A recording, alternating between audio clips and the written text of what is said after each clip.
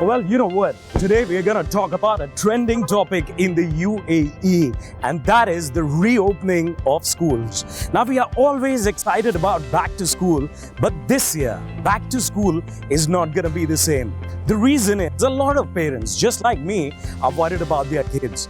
We want to know about the safety procedures, we want to know about the protocols that a particular school is having, and we want to get convinced as to why should we send our kids to school once again.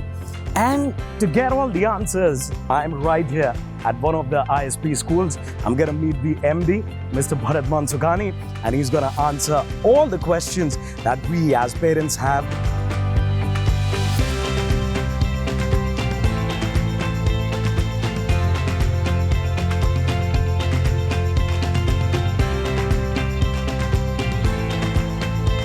I've entered the school and nobody has checked my temperature. What's going on with that? Oh, so there's an auto thermometer over here. As soon as you enter, it checks your temperature, and I'm 36.5, so I'm pretty good to go. I can see Bharat standing over there as well. I'll see you.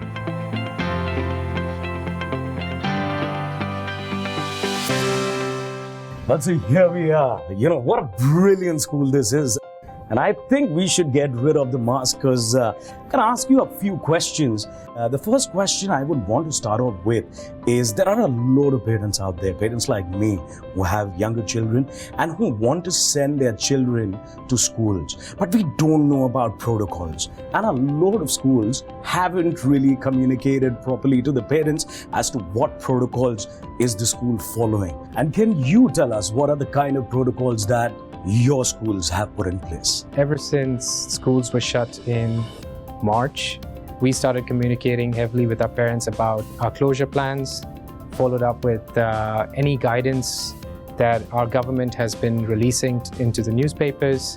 We made sure that our parents, our children, and our staff were well informed about the virus, about the dangers, and also, finally, how you have to make sure that you are traveling safely and also going about your day-to-day life safely. You've seen our health and safety protocols at entry. What we've tried to do is really see the whole school through the eyes of a teacher, through the eyes of our child, through the eyes of our parents. We're in a fortunate position where we've got our authorities giving us guidelines and really doing a lot of the heavy lifting in how these have to be implemented around the school. And it's our responsibility to make sure that these are implemented to the best of our ability, that we're doing risk assessments of our schools, and we're making sure that everything meets the needs of our children, our staff, and our parents. But once you're inside the school, once you're inside those classrooms, we're maintaining social distancing of 1.5 meters between children. We've removed some of the resources that children will use or are accustomed to using to avoid any contamination. We've also been able to reduce the number of students in our classrooms to ensure that we are all keep maintaining a safe space.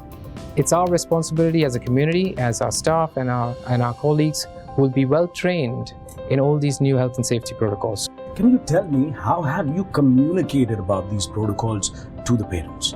We've made sure that we are communicating through either letters to our parents, on our websites, and also our social media channels. So we've been on it all summer long, throughout the summer, and now we've got some virtual coffee mornings, we've got school tours planned, where parents are welcome to come and have a look at the school, tour the school, and see everything that's been put in place for their children. Absolutely. So another question, Bharat, to you is, I keep hearing about this phrase, blended learning. What is it exactly? Blended learning is a combination of what we've done so far over the last 3 months of distance learning, online learning, and on-site or in-premise learning, where your children will be coming back to school and sitting in classrooms along with their teachers and their friends. The opportunity we have in our schools is to look at what our parents really need or require for their child, and then to meet those needs of our children. Our schools are going to be offering all three kinds. The parents will be allowed to send their children to school 5 days a week. They will also be able to choose to continue with distance learning And also, if you would like some sort of a blended version, which may mean a week in and a week out of school, or it could also mean 3 days in school and 2 days at home. Most parents want their children back in school. They believe that children learn most when they are with their friends, when they are with their teachers, in an environment that is conducive to learning. What is in place in terms of procedures and precautions for really small children? The reason why I'm asking that question to you is I have a daughter who's 5 years old, and as a parent, I'm worried about the fact that when my daughter goes to school, in school learning, on campus, like you said, I'm scared that she's going to remove a mask. So what are the kind of precautions your schools are taking? Well, that's an interesting question, Abhijeet, because even I've got a 5-year-old and I've got the same concerns. Schools are well prepared for our FS and KG children under the age of 6. We've got a different concept of safety. They don't have to wear masks, for example, and you'd find that a bit troubling. But at the same time, we've created these things called bubbles. A bubble is a concept where you've got 10 children that will be isolated, and they will be working, and they'll be in a classroom by themselves along with the teacher. And these bubbles will not interact with other bubbles. This way we'll minimize the risk of infection and of contact with other children. All these areas will be sanitized almost at every hour, and their play areas will also be sanitized after each bubble has used it. So the crucial thing here is, they need the face-to-face interaction, not only with their friends, but also with their teachers. It helps with their social development. They learn through play. They learn through life's experiences. And something that I wanted to add that I felt was very important is these children have been in a little bubble of their own at home. You've protected your little one, I've protected my little one. Their awareness levels are very high about what's going on around them. And suddenly to send them into school is a scary thought.